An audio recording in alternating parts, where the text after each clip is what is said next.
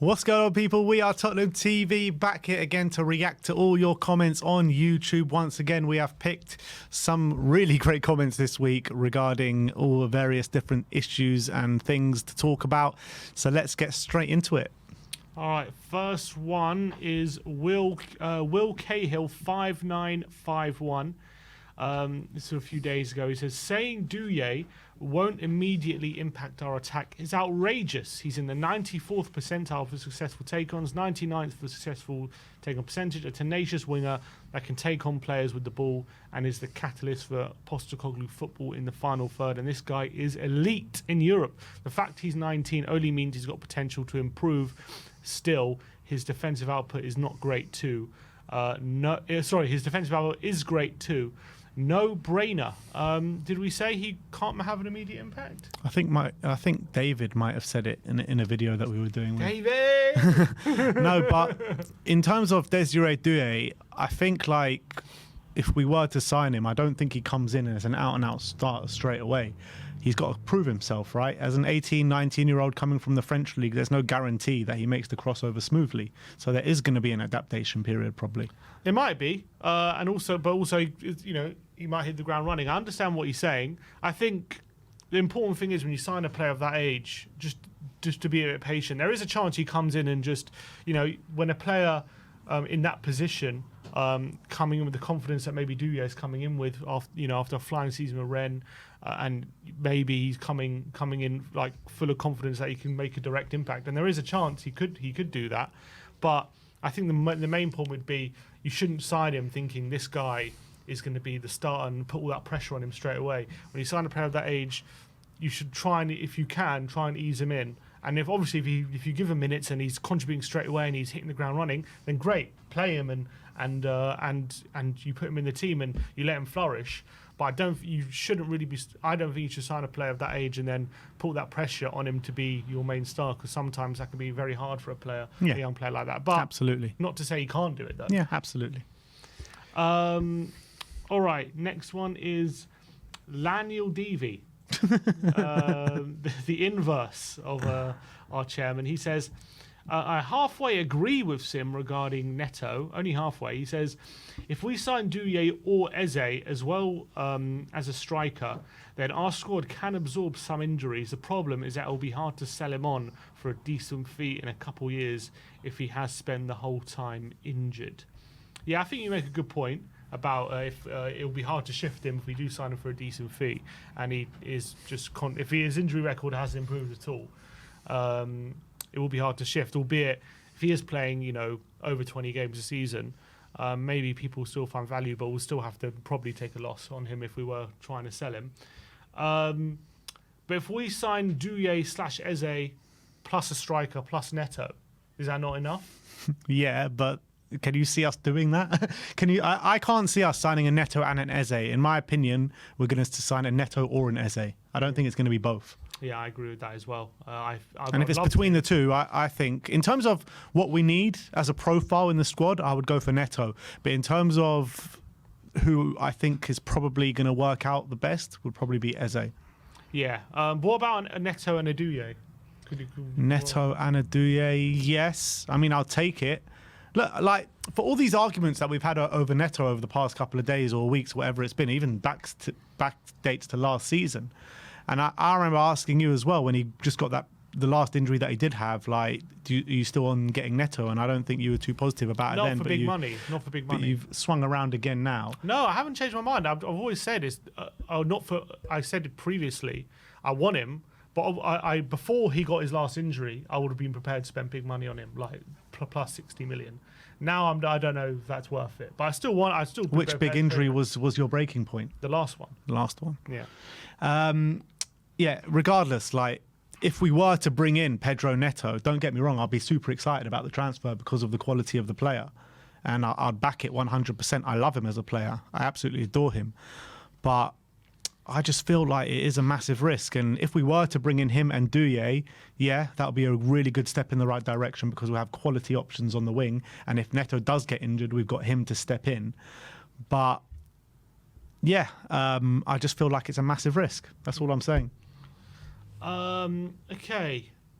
Darren Johnson 5808 says, don't understand why everyone is so intent on moving Solomon on. He was definitely part of Ange's game strategy and management for the first games of last season. He made a goal contributions, and he can go past men with his close control. He is different to anyone else in the squad. If he's now fit, then no pressing reason to get rid of him.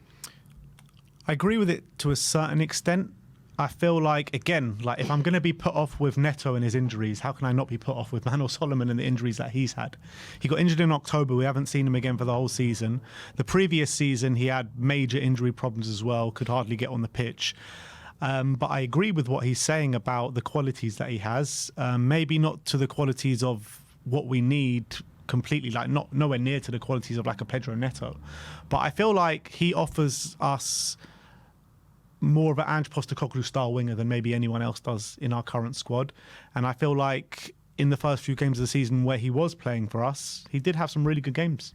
He did. The one, I guess, the main difference for me between Neto and Solomon is obviously Neto's track record of what a good player he is. For me, like, Solomon's good. I think we've seen he can be potentially good for us. I just don't think he's proven to be a player that is really going to go to the next level, or it'll be more out of hope than expectation for Solomon. Whereas Neto, you know, when he plays, he's going to be good and he's going to improve us. We don't know that with Solomon. He could. Maybe he could surprise a load of people and become an unbelievable winger. But we don't know that he's at that level yet. Whereas with Neto, we do know he's at that level. So for me, we signed him on a free. He's got a rebound injury record.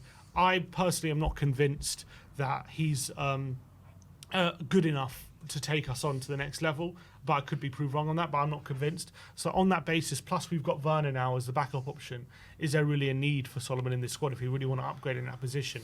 If we do want to upgrade, it means either getting rid of Werner, who we just signed, so we can't do that, or getting rid of Solomon. Otherwise, with those Brian Hill, or when you get Hill, we have to get rid of. But we have two options there. We're not going to keep. Are we going to keep Werner and Solomon in the squad? That means those are our options on left wing. And is that good enough? Probably not. You probably want a better option there. Is there a way to bring in two wingers and keeping Solomon at the club? I don't see how, unless we move. Because Neto's not just a left winger; he's a right winger as well. Yeah. So you've got Kulusevski there. You've got Brennan Johnson there. Is Kulusevski considered as a winger for next season, or is he considered middle up front? Where's he considered next season? Because that's a factor as well. Probably a hybrid. I would say right now probably can play both. I would say that's probably how we see him. Again, and also relies on Son. Are we seeing Son as a left winger as well, or are we seeing him as a striker? If we sign a striker, then we're definitely. Then how can we? Then we're going to keep three left wingers with Werner, Son, and Solomon on the left. Is that the plan? If we're keeping Richarlison and signing a striker, if we sign a winger, it's very complicated. We're just getting way too stacked. That's the problem. And I don't feel like we can even find anyone to take Solomon this summer with the injuries he's had. When you look at it, I've always been complaining about Neto's injuries, right? He's played less than Neto in the last 3 years. And that is that's hard to compete with. I would loan him out. That's what I would do. I think you'd probably find him something to go on loan, but that's what I would do. Tundio Salake, 863 says, bring in Doue and Tony. That would be enough for our forward line. Keep Rishi. There's enough games. Doue back up to Son. Rishi same to Tony. Gray, Bergvall, Basuma as an anchor in the middle. Keep Jed Spence as back up to Porro. Is Reguilon keeping Reggie keeping as back up to Udogie? We already have good players. Why boot them out and create more problems and expenses for ourselves? Well, first of all, there's a lot to unpick there. So first of all, you've forgotten about Timo Werner because he's going to be part of the squad, and whether you like it or not, he's probably the backup left winger. In terms of keeping Rishi, Sonny and buying Tony, I just can't see that being a situation that Spurs put themselves in. I feel like it's either Rishi or Tony, and if it's up to me, I'd probably take Tony over Richarlison right now. Jedda's back up to Porro. I can't see that one happening. I think it's clear that Ange doesn't like Jed Spence, and we're trying to push him out. So I don't see that being a situation. Reguilon as well. We preferred to give him to Manchester United for free with no loan fee than to keep him in the squad last season. So I think that tells you where Ange thinks of him. So yeah, I disagree with a lot there. Yeah, I think we need players who are going to obviously fit our squad and are going to fit the way we want to play. I understand what he's trying to say. Do we run the risk of shifting these players who I think, we signed Spence for a reason. Reguilon has proven that he can be a good player when he's on top of his game. Richarlison obviously has scored quite a few goals in the Premier League and can be good. So I understand what the point he's trying to make. Like, we've signed all these good players. Is it worth giving them another opportunity instead of making more problems? But there's a reason why the manager doesn't play them, and there's a reason why we're looking to shift them. And I think when you're in such a competitive league like the Premier League, everyone's improving. Everyone is going through the same direction. I feel you look at all the clubs right now in the top half. It's so competitive in the Premier League right now. You've got to try and improve everywhere you can. It's no good, and it's not good enough anymore just resting on your laurels and you're thinking this player can just do a job. If you can improve on them, you've got to try and do it. And I think that's the right thing to do, in my opinion. I'm actually in it. I'm actually more open to keeping Jed Spence for this season than Reguilon. I feel obviously there's always been issues with Reguilon and keeping fit as well, but I feel like Reguilon at left back can't do what Ange wants him to do, but I feel like Jed Spence could potentially do what Ange wants him to do. And when he did play well in the back end of the season for Genoa, he actually filled in at left back and right back, and both in the inverted role as well. So that'd be interesting. That'd be interesting if that was something we would try. Richie 1332 says, I'm absolutely sick of Gallagher. He doesn't want to come here. He's Chelsea through and through. On top of that, there's way better options we can go after. It's absolutely ridiculous repeatedly going after a player who doesn't want to play for us. And we all know eventually we'll fail to get him. It's an absolute waste of time. Look, I think he's not going to be happy with the next Gallagher update. I feel like that's a very angry message going towards Gallagher, but I mean, Gallagher got nothing to do with this. This is just journalists and Spurs putting out feelers and stuff like that. Like, I feel the same way. I'm tired of talking about Conor Gallagher and these rumours. I feel like it's just a nonsense, because right from the start I never felt like this was going to happen, and it feels like these rumours still keep coming and nothing ever progresses, even though he is at the Euros, so there is that, and probably nothing will get spoken about in a realistic way till after the Euros. But I think there is a possibility he leaves. I just don't think he comes to Tottenham. I think also one of the frustrations for me about this protracted transfer is not just the constant updates and all this stuff, but it's also not even a player we desperately need. So I don't see the point in all this noise for a player who, yes, he's a good player, and obviously Tottenham will do well to sign him, but it's not like a player we're in desperate need for, and like it's a game changer for us. So good player, but I understand Richie's frustrations. Unless Bentancur's leaving. Oh, well, maybe we'll get into that. Oddity 2076 says, Chiesa isn't the player he used to be, not even close. It says a lot that Juve fans aren't fussed at all letting him go. Olmo, for me, has genuinely awful injury record, and it's best to avoid players like that at all cost. Just think about Lo Celso and the one major stumbling block that stopped him from becoming a key player. And also think both players are 26. I don't know. I would say no to both personally.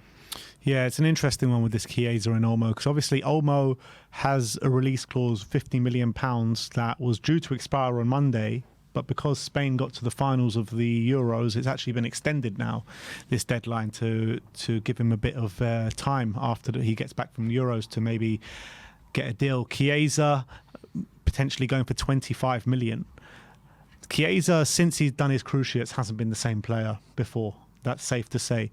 But it's also, I think, a part of that Juventus, I think in that time, did change their manager, different style of play. I feel like with Chiesa, if he was to be in a new environment, play in a system that really played to his strengths, I think he can get back to the player he was. Dani Olmo, I love him as a player. I absolutely love him. But similar to Neto, it is worrying how little football he plays every single season. So I agree with him potentially on Dani Olmo. As much as I'd love to sign him, as much as I think he would fit what we want to do, I just feel like his injury problems are a bit too much. But Chiesa, I think I'd be down for Chiesa. I know he's done his cruciates, but he hasn't had that many injuries since then, just a few niggling ones that keep him out from a game here, a game there.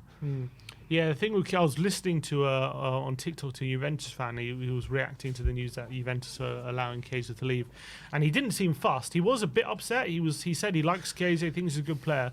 He did say that since his injury, he hasn't been the same player, but also that could be contributing to the fact that Allegri's changed to a three-at-the-back system, which means there's not really a place for a winger. He either plays a wing-back or he plays up front, and that's not his best position. So maybe that contributes to him not having the best of times of it since his ACL injury. So would I rather spend 25 on Chiesa or 45 on Neto?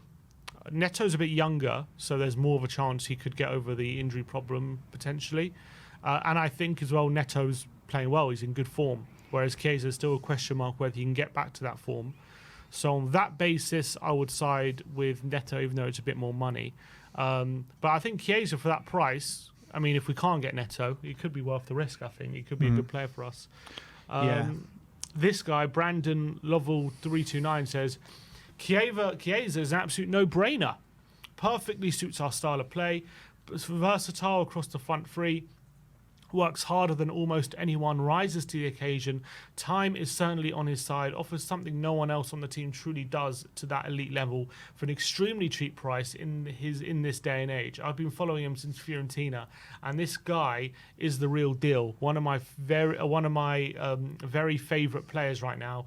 He's also a personable character. Listen to his interview. He speaks great English with some class about him. A motivated professional setting a high standard. Yep. And look, like I said, I've been a big fan of Chiesa for a while. I'd love to see him come in, especially for that price. And I feel like it could be a really good bargain deal that Ange Postecoglou could, get back to his best. I believe that. Yeah, interesting conflicting opinions there. But Mosky217 says, the people hyping up Eze... the people hyping Eze up are probably the same people who wanted Adama Traore so badly 2 seasons ago, easily attracted to the speed merchants.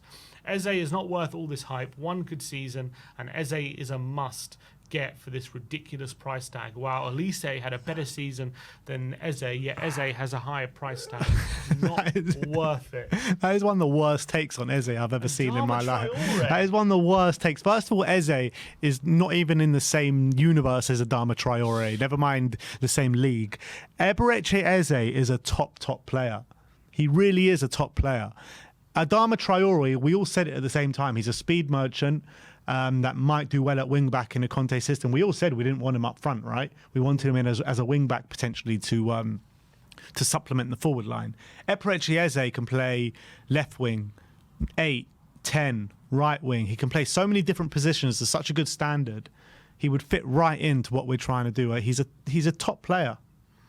I'm just trying to look. I was trying to see, because I reckon Eze, last season, he got 15 goal contribution. I was trying to see if that was more than a Traore's ever had, but it's not. Traore's not that bad, but obviously a lot of them came in the lower leagues. But yeah, I don't know how anyone can compare Eze to Traore in terms of the elite level, and it's not just output; it's just what they contribute to the game as well.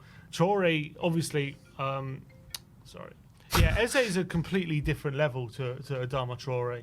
I don't think anyone can compare the impact they have on the game and the output to each other. I think Traore is a massively frustrating player, and Eze, even when he's not contributing to goals and assists, he still has a massive impact on the game. I guess you could say the same for Adama, but I think Adama never actually contributes too much instead of running, whereas Eze will do really well with the overall impact of the game. Adama Traore is just Timo Werner on steroids. Yeah, literally. Next up, we got Spywalker, Skywalker, I don't know. Says, everyone wants at least 2 of Eze, Olmo, Edison, Gallagher and Ramsey, all 50 million plus, and that's before striker, winger, DM and fullback is sorted. The money is not there. I don't understand our strategy. So we get 2 of Eze, Olmo, Edison, and Gallagher. That's 100 million. So 100 million before we sign a striker, winger, DM, and FPY. No, that's not true, because if we sign 2 of those players, then 2 of those positions can be scratched off the list. No. This comment is just this comment is just a confliction within itself. It's a conflicting. This is a nonsense comment. It's absolutely nonsense. He's talked about Edison, who's a DM. He's talked about Olmo, Eze, and Ramsey, who can. Sorry, not Ramsey. He's talked about Eze and Olmo, who can both be wingers and attacking mids. They're hybrids of them. So he's just missing out a striker and a fullback. So if we were to sign Eze and Edison, then in his books, then a fullback and striker they're the only ones that need to be sorted. And the money would be there. So I don't know what that comment's about. NJS32 says the amount of people bashing Bentancur is absurd. He's not injury prone. All of his injuries have been freak occurrences from dodgy ankle tackles, ACL, Matty Cash nonsense, and then last night from his own teammate. By the way, he was the best player on the park last night before going off. He was dribbling past players with ease. Yeah, but in that Aston Villa game, he was dribbling past players with ease, and then he got injured for the next 2 or 3 months. But no, of course it's not his fault.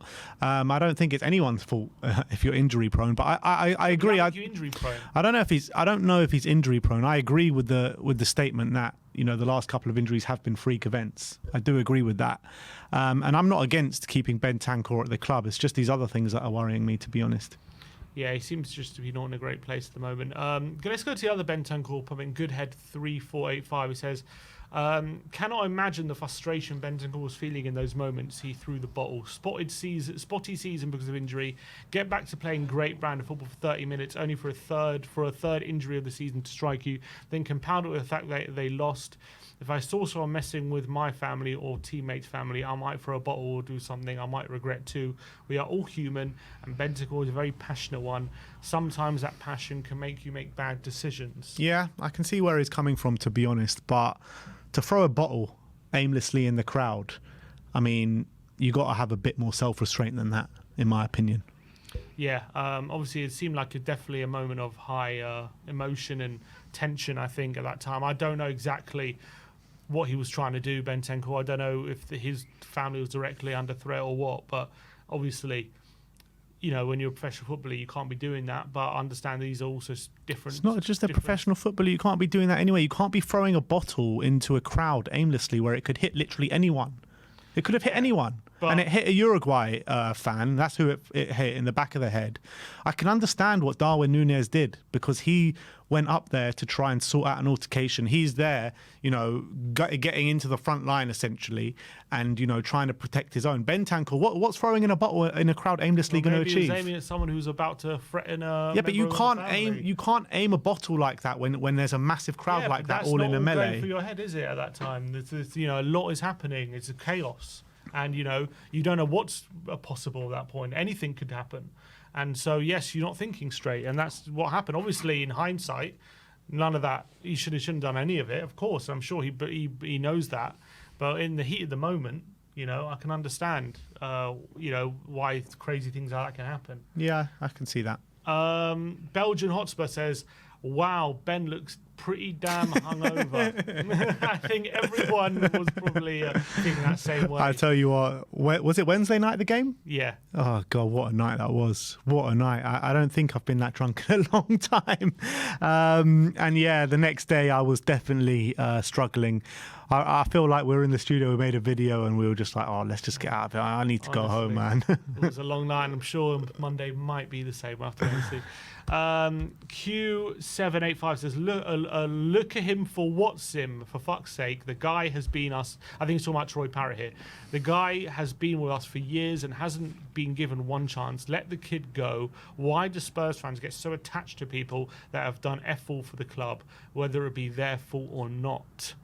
Talking about Troy Parrott, then B-Bob, let's just go read the last one. So B-Bob says, Tony Watkins and Vardy didn't start producing high-level form until their mid-20s, and I'm convinced Parrott will follow their example. And so, as you say, deal is good. If there's a buyback clause, good luck to him. So two conflicting views on the Parrott thing. And yeah, I think to what Q7 was saying in terms of, look, he's done nothing, why do you want another look at him? He's been with us for years.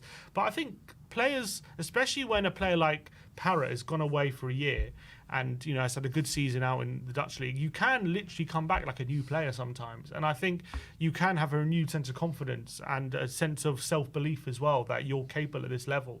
And I think just for my opinion, just on the base of that, it's worth potentially having another look. Now, obviously, I'm sure Spurs had their scouts watching him. I'm sure they're not just like not knowing what he did out there, and I'm sure they're aware of it. So if they've come to the conclusion that they don't even want to see him in pre-season and they just want to get the money, then I've got to take that on the chin. But I also do feel like it might have been worth just having a few training sessions with the first team back in the pre-season, maybe even a friendly or two, just to see what kind of level he's at with the first team before making the decision. They decided not to do that. But as B-Bob's saying, you know, there are some strikers like Tony, Watkins and Vardy who had to wait till their mid-20s before they really hit their stride. And who knows, could Parrott go the same way?